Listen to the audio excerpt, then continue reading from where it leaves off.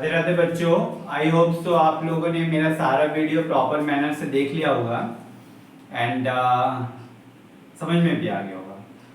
तो आज का मैं लेक्चर स्टार्ट कर रहा हूँ। मैंने लास्ट लेक्चर में कुछ आपको होमवर्क नहीं दिया था, पता नहीं क्यों मेरे दिमाग से उतर गया था। तो आज मैं क्या करूँगा, आज आपको पहले का एक क्वेश्चन मेरा छूट गया है, वो आपको करवाते हुए मैं कंडीशनल प्रॉपर्टी मतलब कुछ एडिशन थ्योरम ये सब सारा चीज आपको सिखाऊंगा, ठीक ना। तो चलिए, पहला क्वेश्चन हमारा क्या है, थ्री मैरिड कपल्स, ठीक ना। Three married couples sit in a row,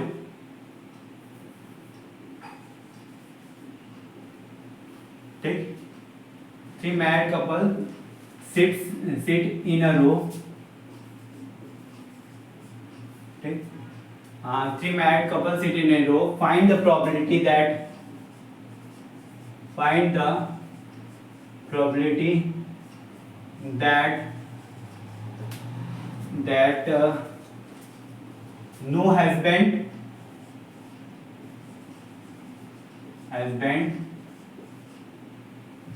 ठीक है, no husbands sit with his wife. देखिए क्वेश्चन क्या है कि थ्री मैरिड कपल्स है और थ्री मैरिड कपल्स को एक रो में बैठाया जा रहा है। तो बोला गया है कि सेम हस्बैंड और वाइफ एक साथ नहीं बैठ सकते। मतलब हस्बैंड का कंडीशन क्या है कि हस्बैंड अपनी वाइफ को छोड़ के बाकी बगल वाली वाइफ के साथ बैठ सकता है, ये कंडीशन है, ठीक। मतलब अपनी वाइफ को छोड़ के किसी और की वाइफ के साथ वो अटैचमेंट पॉसिबल है, ये आपका मेन क्वेश्चन है, ठीक ना।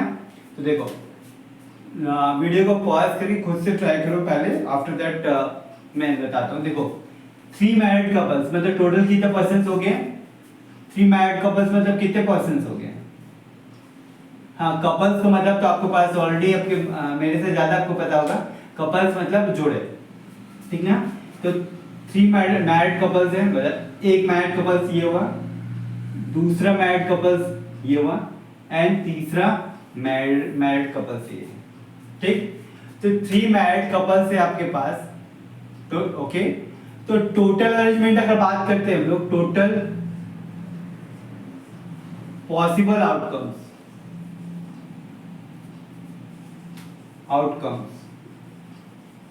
ये बात कर रहे हैं तो कितना आता है, एक कितने डिफरेंट पर्सन्स कितने हैं आपके पास, टोटल डिफरेंट पर्सन 6 हैं, 1 2 3 4 5 6, ठीक। 6 पर्सन्स को आप अगर अरेंज करना चाहेंगे, इसको इधर भेज दिए या इसको इधर भेज दिए, तो अगर हम टोटल डिफरेंट पर्सन्स को अरेंज करना चाहें तो हमारे पास कितना आएगा तरीका से, 6 फैक्टोरियल। 6 तरीके से हम लोग अरेंज कर सकते हैं, ओके। 6 फैक्टोरियल मतलब 30 वेज से हम लोग अरेंज कर सकते हैं। 30 वेज नहीं, sorry, 6 into 5 into 4 into 3 into 2 into 1, इतने वेज हम लोग अरेंज कर सकते हैं। आई होप सो, मेरे ख्याल से आना चाहिए 6 5 30 और इधर आ गया 24, मतलब कितना आ गया आपके पास, 720 आई होप सो। 30 इंटू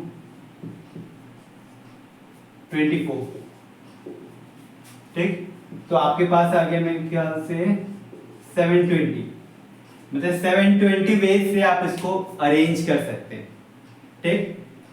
अब कंडीशन क्या बोला है क्वेश्चन में, हमारा फेवर में क्या, no husband sit with his wife, मतलब हस्बैंड अपनी वाइफ को छोड़ के बाकी किसी और के साथ वो बैठ सकते हैं, ठीक। तो हमारा फेवरेबल कंडीशन क्या है, ठीक, ध्यान से देखिए।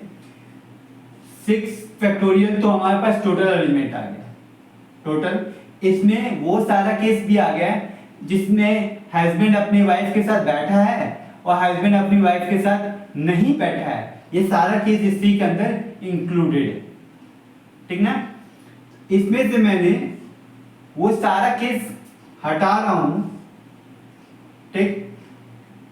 3 कपल्स में से कोई भी एक कपल्स को सेलेक्ट किया, ठीक। 3 कपल्स में से किसी भी एक कपल्स को सेलेक्ट कर दिया और उसको टाई कर दिया। अब बोले कि वो दोनों कपल्स साथ में एक साथ रहेंगे, कभी भी जुदा नहीं होंगे, ठीक ना। मतलब क्या किया मैंने, टाई कर दिया। बोला कि आप दोनों कभी भी, आप दोनों के बीच में कभी भी बॉन्डेशन टूटेगा नहीं, ब्रेकअप नहीं होगा आप दोनों का। ये मैंने किया। 3 कपल्स में से कोई भी एक कपल्स को सिलेक्ट कर दिया और उस दोनों को रस्सी से बांध दिया, ठीक। अब ये दोनों 3 कपल्स में से एक कपल्स को सिलेक्ट कर लिया। अब इन दोनों में से आपस में इंटरनल अरेंजमेंट हो सकता है, इसलिए मैंने क्या किया, 2 फैक्टोरियल। ओके, अब हमारे पास टोटल कितना यूनिट हो गया अरेंज करने के लिए, इसको काउंट करेंगे। 1 unit, 2 unit, 3, 4, 5, total 5 different units आ गया। इसको मैंने टाई किया है, तो इस टाई को एक सिंगल यूनिट का काउंट करूंगा, और ये मेरा दूसरा यूनिट, ये तीसरा यूनिट, ये चौथा, ये पांचवा।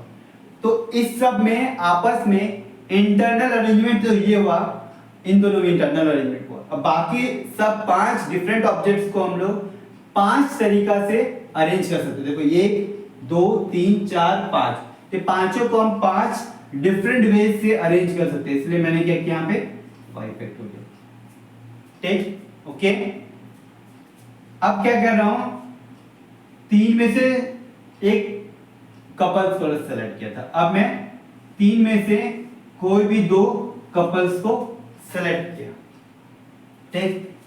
ये 2 कपल्स को सेलेक्ट किया, इसको और इसको, दोनों को कपल्स को सेलेक्ट किया और इन दोनों कपल्स को बांध दिया, टाई कर दिया। तो टाई करने से लिए टाई किए तो मेरा बेनिफिट क्या हो गया, इसको मैं 1 यूनिट काउंट करूंगा, इसको मैं 1 यूनिट काउंट करूंगा। तो 1 unit, 2 unit, 3 unit, 4 unit, total हमारे पास कितने यूनिट बचे, 4 यूनिट बचे, ठीक ना। तो पहला कपल्स में इंटरनल अरेंजमेंट होगा, तो इनटू 2 फैक्टोरियल।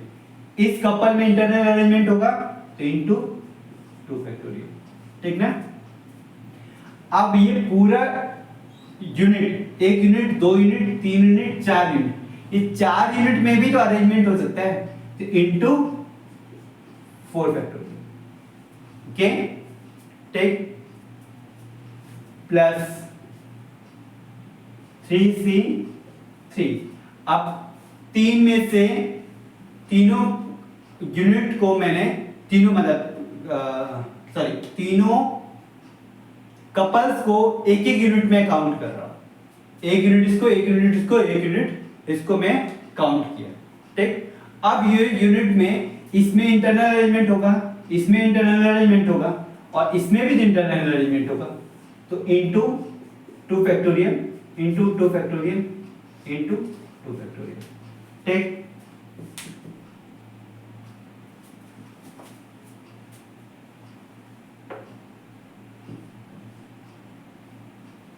हाँ,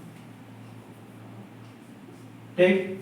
अब क्या हुआ कि ये जब यूनिट, 1 यूनिट, 2 यूनिट, ये तीसरा यूनिट, ये तीनों यूनिट में आपस में इंटरनल अरेंजमेंट होगा। ये यूनिट इधर जा सकता है, ये यूनिट इधर से आ सकता है, तो इस into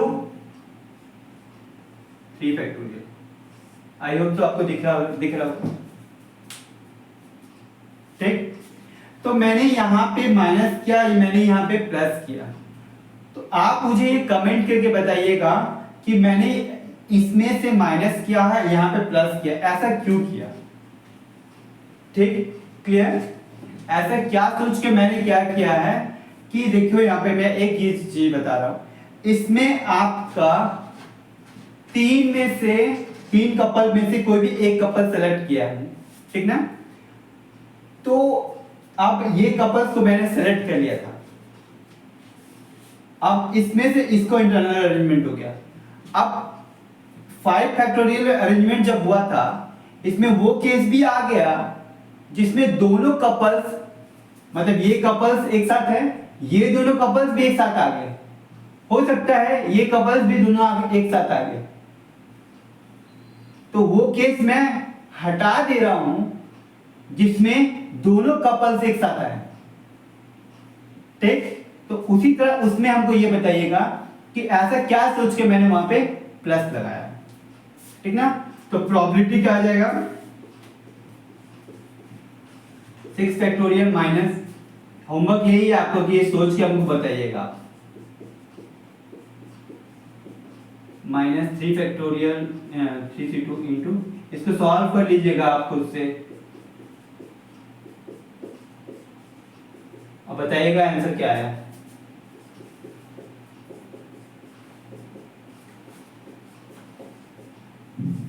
bye 6 factorial. I hope so clear हो गया आपको, कोई दिक्कत?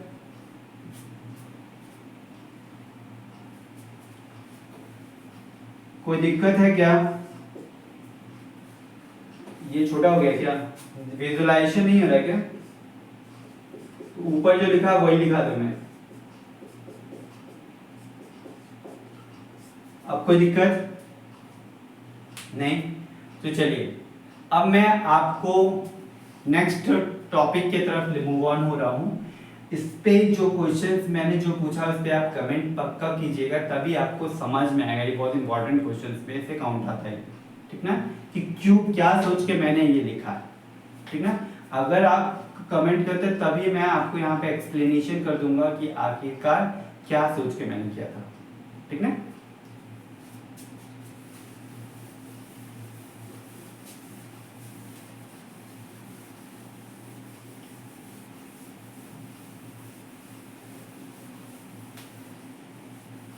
अब देखिए कुछ सम इंपॉर्टेंट टर्म्स हैं जो आपको समझना बहुत इंपॉर्टेंट है। ठीक ना, सम इंपॉर्टेंट पॉइंट्स, इसको आप अच्छे से समझिएगा।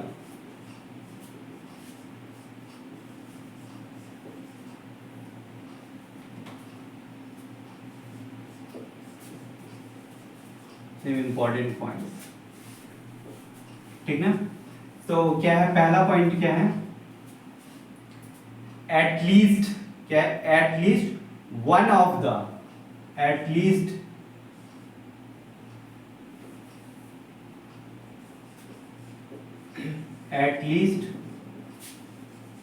वन ऑफ द, ठीक ना, वन ऑफ द इवेंट,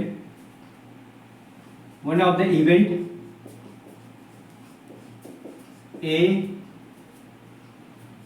और बी अकर्स। ठीक है, ध्यान से देखिएगा, कुछ इंपॉर्टेंट टर्म्स है वो मैं आपको समझा रहा हूं। दो इवेंट है ए और बी अकर्स, ठीक ना, दो इवेंट है, at least one of the event A और बी, मतलब इवेंट एटलीस्ट मतलब क्या होता है कम से कम इवेंट ए हो, ठीक, और बी हो, ठीक। तो आपका event at least one of the event, अगर ये स्टेटमेंट कहीं दिखाई दे आपको, तो इसको आप सिंबॉलिकली कैसे लिखोगे, या आप सिंबल में लिखा है, इसका मतलब क्या होता है at least one of the event A और बी अकर्स। इसका मतलब क्या होता है इवेंट ए और बी अकर्स, ठीक। मतलब क्या हुआ कि ये एक इवेंट है और ये दूसरा इवेंट है, ठीक। तो at least one of the event occur, ये इवेंट ए हो रहा है या इवेंट बी हो रहा है, ठीक, या दोनों हो रहा है, ठीक। यहां पे वर्ड क्या गया at least one of the event A और बी अकर, या ए हो रहा है या बी हो रहा है, ठीक ना, तो ए और बी के। नेक्स्ट देखिए यहां पे, ठीक, both the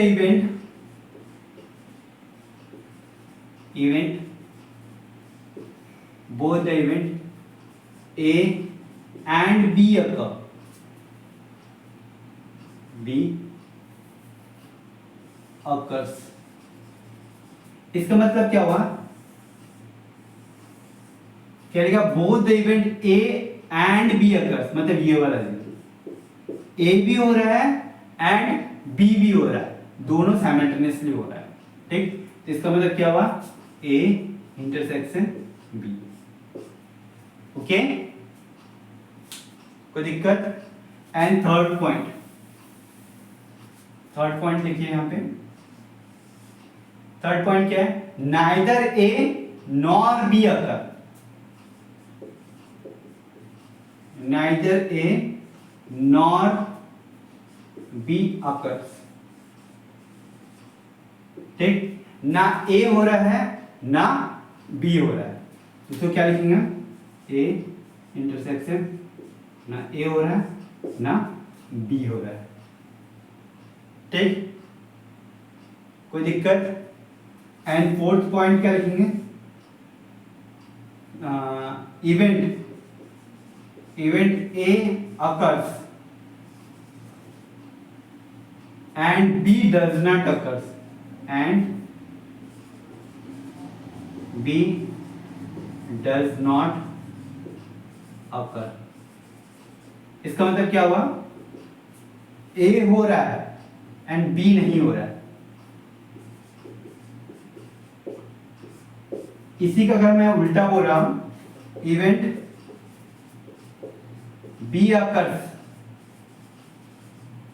and A does not occur,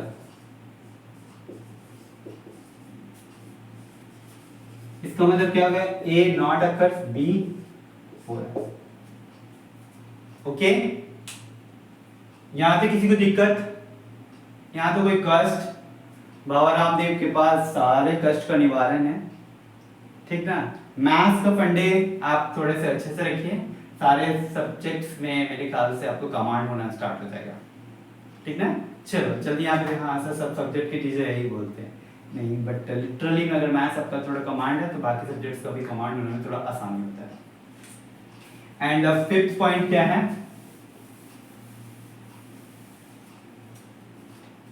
not more than, fifth point, not more than one of the event, not more than one of the event, one of the event occur। ठीक, यही है। Not more than one of the event का नाम ले लेते हैं ना, event A और बी अकर्स, ये ज्यादा अच्छा रहेगा। ठीक ना? Not more than one of the event A और बी अकर्स, इसको क्या लिखेंगे? ए, ठीक, ए हो रहा है बट बी नहीं हो रहा है। ठीक, और यहां पे वर्ड क्या की यूज किया है? और किसके लिए यूज होता है? यूनियन, जोड़ने के लिए काम करते हैं। ए बी, ए नहीं हो रहा है, बी हो रहा है, और ए भी नहीं हो रहा है और बी इंटरसेक्शन बी भी नहीं हो रहा है। ठीक, यहां पे बोला है not more than one of the event occur, एक से ज्यादा इवेंट नहीं हो रहा है। तो ए हो रहा है बट यहाँ पे बी नहीं हो रहा है, यहाँ बी हो रहा है बट ए नहीं हो रहा है, यहाँ पे दोनों नहीं हो रहा है। ठीक, ये कुछ सम इंपॉर्टेंट टर्म्स हैं, आपको जो समझना बहुत जरूरी है, देन आपको प्रोबेबिलिटी का कंसेप्ट अच्छे से समझ में आ जाएगा, मतलब आगे का टॉपिक समझ में आ जाएगा। ठीक है? अब मैं आपको कुछ थ्योरम्स बता रहा हूँ और कुछ प्रूफ्स बता रहा हूँ, वो आप अच्छे से देखिएगा तो अच्छा से आपको समझ में आ जाएगा। ठीक है? चलिए,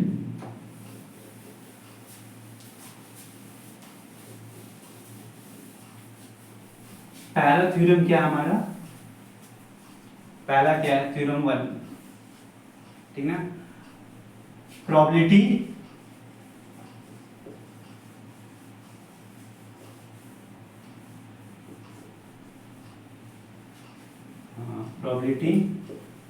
ठीक ना, of the complement,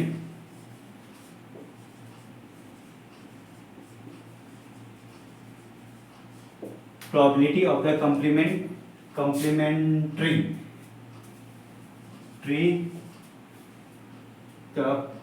probability of the complementary event A, complementary event A naught, ठीक ना, of A is given by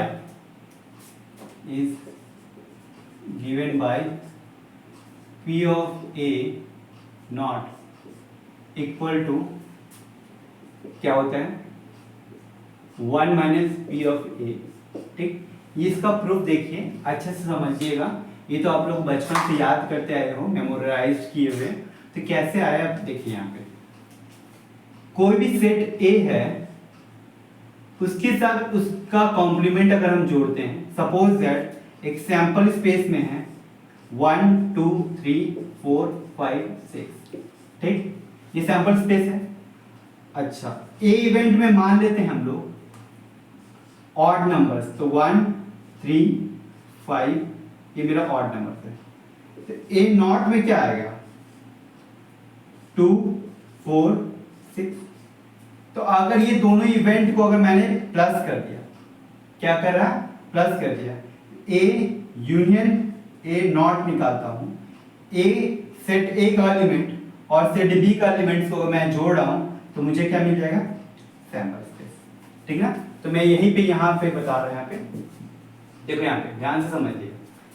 ठीक, ये कैसे आया, ये प्रूफ यहाँ पे से, ठीक है, इसी कंसेप्ट को मैं यूज कर रहा हूं। ठीक, क्या है, A union A not equal to मैं क्या बोल सकता हूं, सैंपल स्पेस। ठीक, कोई दिक्कत। अब मैं दोनों साइड प्रोबेबिलिटी ले रहा हूं।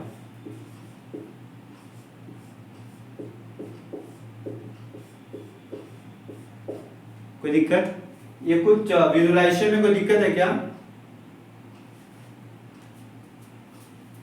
कुछ नहीं, एक डाइस को रोल किया हूं नीचे, यहाँ कुछ नहीं किया था मैंने। A union A dash equal to sample space आ रहा है ना, आप खुद देख लो। ये और इसको जोड़ते हैं तो क्या एक सैंपल स्पेस आ जाएगा। तो प्रोबेबिलिटी, अब प्रोबेबिलिटी जब यूनियन में आता है तो हम इसको लिख सकते हैं ऐसे, probability of A plus probability of A not, ठीक, by probability of sample space. Sample space की अगर हम लोग प्रोबेबिलिटी बात करते हैं तो उसका प्रोबेबिलिटी कितना आता है, 1। ठीक ना, तो यहां से probability of A plus probability of A not equal to क्या आ गया, 1। तो प्रोबेबिलिटी ऑफ ए नॉट या प्रोबेबिलिटी ऑफ ए देखते हैं, probability A of A equal to क्या आएगा, 1 minus probability of A not. ठीक, सेम चीज है, इधर उधर कर दिया मैंने, इसको इधर कर दिया, इधर कर दिया, सेम चीज है। ठीक, कोई दिक्कत। अब मैं यहाँ पे कुछ टर्म्स आपको समझा रहा हूं, वो आप ध्यान से देखिएगा। यहाँ पे मैं यहाँ पे क्या लिखा, probability of A equal to 1 minus probability of A not. ठीक, तो प्रोबेबिलिटी का ए नॉट का मिनिमम वैल्यू कितना आएगा, प्रोबेबिलिटी ऑफ ए नॉट का। ठीक, अगर minimum value probability of A not का बात करते हैं तो आपको हमेशा 0 आएगा। अब प्रोबेबिलिटी ऑफ ए नॉट का मैक्सिमम वैल्यू बात करते हैं तो क्या आएगा, 1। ठीक, तो जब आपको मिनिमम देगा तो ये आपको क्या देगा, मैक्सिमम। ध्यान समझिएगा, जब ये पार्ट आपको मिनिमम देगा तो ये पार्ट आपको क्या मिलेगा, मैक्सिमम। और जब ये पार्ट आपको मैक्सिमम देंगे तो ये पार्ट आपको क्या मिलेगा, मिनिमम। ठीक ना, तो प्रोबेबिलिटी ऑफ ए का वैल्यू 0 से लेके 1 तक लाएगा, करेगा। कैसे किया देखिए, जब P ऑफ ए नॉट का वैल्यू 0 होगा तो ये इसका वैल्यू 1 होगा। मैंने क्या कहा, जब ये मिनिमम देंगे, ये जब पार्ट मिनिमम होगा तो ये मैक्सिमम देगा। देखिए मैक्सिमम बना रहा है।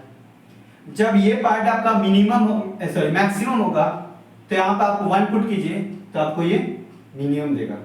कोई दिक्कत, पक्का? आई होप तो कोई दिक्कत नहीं होना चाहिए। ठीक, अब देखो आगे मैं नेक्स्ट थ्योरम के लिए आपको समझा रहा हूं। अब देखिए यहाँ पे सेकंड, ठीक ना, probability of A not intersection equal to क्या लिख सकते हैं हम लोग, probability of B minus probability of A intersection B. ठीक, इसको थोड़ा गौर से ध्यान से देखिएगा, यहां पे समझिएगा। ठीक, ये सेट ए है, ये सेट बी है। इस रीजन को हम लोग क्या बोलते हैं, ए इंटरसेक्शन बी। दिख रहा है ना, इस रीजन को हम लोग क्या बोलते हैं, ए नहीं सॉरी हाँ बी इंटरसेक्शन नॉट ए। ठीक, क्लियर। इस रीजन को हम लोग क्या बोलते हैं, ए इंटरसेक्शन बी नॉट। ठीक, कोई दिक्कत, कोई दिक्कत है तो बताइए, कोई कष्ट है तो, कोई प्रॉब्लम है इस वेन डायग्राम में, कोई दिक्कत नहीं होना चाहिए, मेरे ख्याल से कष्ट नहीं होना चाहिए। ठीक, ठीक ना। अच्छा, अब देखो यहां पे, और बी सेट को अगर हम लोग लिखना चाहेंगे तो हम लोग क्या लिख सकते हैं, अगर इस बी सेट को लिखना चाहते हैं, बी सेट को, तो बी इक्वल टू ये वाला रीजन प्लस ये वाला रीजन लिख सकते हैं। तो B of A intersection not A union A intersection, ऐसे लिख सकते हैं, लिख सकते हैं। बी रीजन को हम लोग क्या लिख सकते हैं, ये वाला रीजन, आप बी नॉट, बी में से ए पार्ट को हटा दिए तो आप ये वाला रीजन लिखोगे। ये इंटरसेक्शन मतलब क्या हुआ कि ये वाला रीजन, बस इतना रीजन। ठीक, और इसका मतलब क्या हुआ, बी में से ए का एलिमेंट्स को हटा दिए, तो बी सेट को हम लोग क्या लिख सकते हैं, ए का इंटरसेक्शन प्लस बी का एलिमेंट्स, सिर्फ ओनली एंड ओनली बी का एलिमेंट्स। बी का एलिमेंट्स में से ए और बी का जो कॉमन एलिमेंट्स मिल गया तो पूरा सेट बी मिल गया, हमारे पास मिल गया ना पूरा सेट बी। ठीक, अब मैं क्या कर रहा हूं, दोनों साइड प्रोबेबिलिटी ले ले रहा हूं। तो probability of B equal to probability of B intersection A not, ठीक, plus probability of A intersection B. ठीक ना, कोई दिक्कत। अब ये टर्म चाहिए तो हम इसको इधर भेज सकते हैं, तो probability of B intersection A not equal to probability of B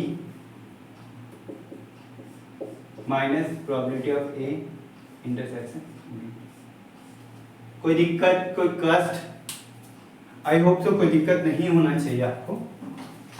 ठीक, तो नेक्स्ट एक थ्योरम है, वो आप मुझे प्रूव करके बताइएगा नेक्स्ट क्लास में। ठीक ना, नेक्स्ट क्लास का थ्योरम आपका क्या है, probability of B not A intersection, ठीक, B not intersection A equal to probability of B, sorry A, probability of A minus probability of A intersection B. ये आप मुझे प्रूफ करके बताइएगा। ठीक ना, ओके। तो नेक्स्ट क्लास में हम लोग आपसे मिलते हैं, इसके प्रूफ के साथ आप आइएगा तो मेरे ख्याल से ज्यादा आपको अच्छा कमांड होगा। ठीक ना, और इस पे हम लोग क्वेश्चंस भी करेंगे, ज्यादा से ज्यादा क्वेश्चंस करेंगे और ज्यादा से ज्यादा इसमें मेंस में बहुत अच्छे अच्छे क्वेश्चंस आते हैं एंड हर साल ऑलमोस्ट आता ही है, तो थोड़ा कोशिश कीजिएगा। एंड पीछे का जो टॉपिक्स है आप लोगों ने देखा है उसमें आप क्वेश्चंस लगाइएगा। अगर आपको क्वेश्चंस चाहिए तो वो भी आप मुझे कमेंट कर दीजिए कि सर आप क्वेश्चंस दे दीजिए, मैं आपको क्वेश्चंस लिख दूंगा बोर्ड पे या पीडीएफ डाल दूंगा, जो आप जैसा आपको कंफर्ट फील होगा आप मुझे बता दीजिएगा। चलिए, राधे राधे।